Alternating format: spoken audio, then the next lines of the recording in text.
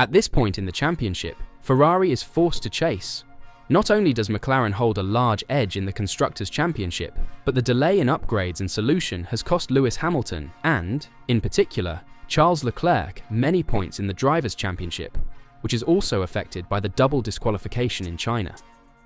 The SF-25 has not provided the desired answers, and problems have arisen that Loic Serra and his team are working to fix. The car has occasionally shown remarkable promise, but is not always usable.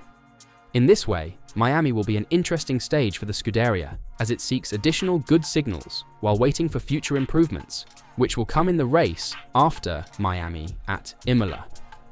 So, what upgrades will they bring, and what do they have to fix on their car? We've frequently heard contradicting remarks from the Ferrari team principal and the two drivers. The sides are not at opposites, but they do have differing ideas about how to move forward. Frédéric Vasseur most likely has a lot of faith in the technicians and the results of the wind tunnel and simulator, implying that the SF-25 has a lot of potential to draw from.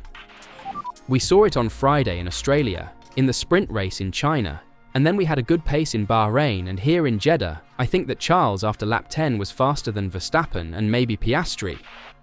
Vasseur declared in various post-race interviews in Saudi Arabia, "We have to improve on Saturday and put everything together."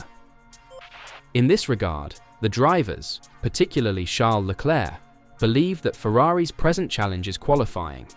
However, it is difficult to extract further potential from the current platform. We simply lack downforce and a bit of grip compared to McLaren, Red Bull and Mercedes. We lack a bit of performance on Saturday, said the Monegasque. Similar to 2024, the new car appears to suffer when attempting to squeeze maximum grip and performance from the soft. It's no accident that we frequently encounter Ferraris in testing that are more comfortable with medium or soft settings, with results that are comparable, if not better, than those of their competitors. The SF-24 had problems warming up the tyres, so it began the lap with an already established delay. This year, the sensations appear to be the same, but the scenario is slightly different. The SF-25 has a weak rear and an uneven and fluctuating balance as a result of a riding height higher than the ideal operating window. As previously stated, the SF-25 is limited by rear stiffness issues, which are linked to aerodynamic issues. The technician's blanket is currently short, and the setup is always a compromise between slow, medium, and quick corners. In Jeddah, they chose to favour the quick corners while sacrificing a lot of performance in the slow ones, resulting in losses that were compounded during qualifying, particularly in the first sector. The new tyre has helped in this regard. Compared to Suzuka, a circuit similar to Jeddah, the Reds lost more in the slow corners, due to setup choices and issues discussed in qualifying, than the McLaren, but gained on the straights and in the medium corners, and reduced the deficit in the fast ones by around 1/10 of a second, as expected. During the race, the situation appeared to repeat again, only to be surprised after the opening laps when an SF-25 became competitive on that stretch of track. The use of less fuel, a lower ride height due to higher cornering speeds, and a medium and then hard tyre in the appropriate window of use allowed the SF-25 to be utilised. It is no accident that the SF-25 performed best on Friday in Australia, where the ride heights were optimal, in the sprint qualifying and sprint race in China, with the car set up on 35 kilograms of fuel, and then during the race's central and final stints. The troubles in qualifying are due to the SF-25's lack of grip and downforce, which causes it to struggle with the softs. All of these problems share a similar denominator, which is the ride height. In fact, Ferrari would gain downforce, grip, and performance if it could lower the car. As Loic Serra stated at the start of the year, when you move something in these cars, you consequently influence everything around them. The same concept can be used to make improvements.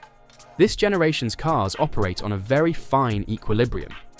Each component might cause a positive or negative chain reaction. The fund established in Bahrain was not designed to handle difficulties that arose solely on the track. Development had begun in the winter. However, at Maranello, they are working on solutions that should unlock the famous potential, even if they do not appear to be expected for Imola at this time. These issues are also directly affecting Lewis Hamilton's performance. "Charles's oversteering driving suits this Ferrari very well," stated the 7-time world champion. It goes without saying that every driver desires a flawless, or at least well-balanced car, but this is impossible to attain. In this regard, Leclerc likes a weaker rear, but a very precise front, as was the case with the F-175, and is now the SF-25. As previously indicated before the Bahrain tests, the technicians developed a car that is stronger in the front, but they did not anticipate such an unstable rear. The Monegasque has discovered his own style for the setup, which is causing him to feel more confident and extract more performance, whereas Lewis Hamilton is now missing. At the moment, Hamilton doesn't feel the rear. He doesn't give him confidence.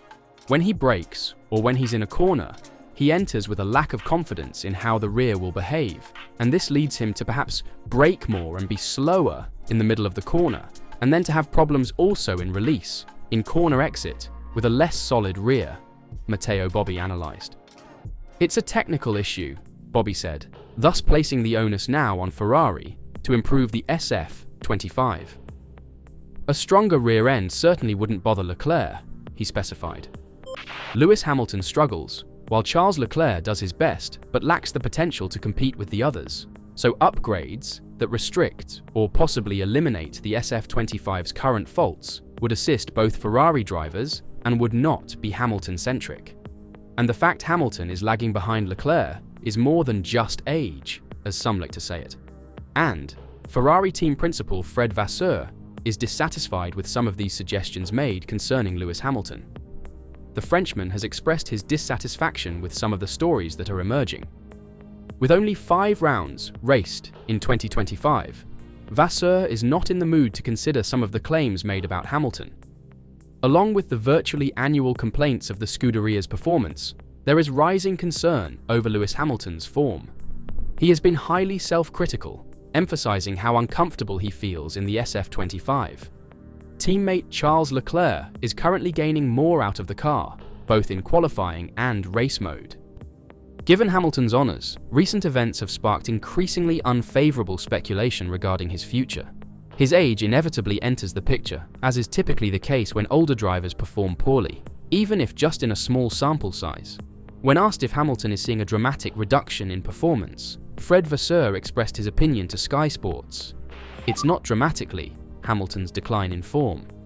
We did 5 races so far. I know what you want to have the big headlines tomorrow that Fred said this. But this is effing bull. At the end of the day, we are in competition. You have ups and downs. When we have ups, we are not world champions. When we have downs, we are not nowhere. It's just a competition." I'm not sure that you draw the same conclusion with Max last week when he was 7th. It is like it is. The competition is tight. You have 10 cars and a couple of tenths. Have a look at Max. He won in Japan. He finished 30 seconds behind Piastri in Bahrain. And in Saudi Arabia, he was P2 and had pole position. On paper, writing off a world championship after a few racing weekends is premature. McLaren's turnaround following their 2024 Miami modifications demonstrates how rapidly things may change in Formula One. Having said that, Ferrari's 110-point deficit to McLaren means they have very little tolerance for error if they want to compete this year. Crucially, unlike other top teams, the Scuderia has already implemented a significant update package. These upgrades, which debuted in Bahrain, have failed to bring the SF-25 within striking distance of the MCL-39. Charles Leclerc has been extremely open about this issue, stating his annoyance after qualifying in Jeddah that a near-perfect run was only good for 4th position on the grid. This puts pressure on Fred Vasseur to correct the situation and get Ferrari back in contention. Ferrari's performance this season has been quite disappointing, especially since that they were relatively evenly matched with McLaren at the end of 2024. With the 2026 regulations being so unclear and Mercedes being rumoured to have the greatest engine, the Maranello team has a short window to rescue this year's season, and those next upgrades in Imola better deliver. So, what do you think?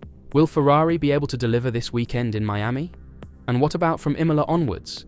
Let us know your thoughts in the comments down below.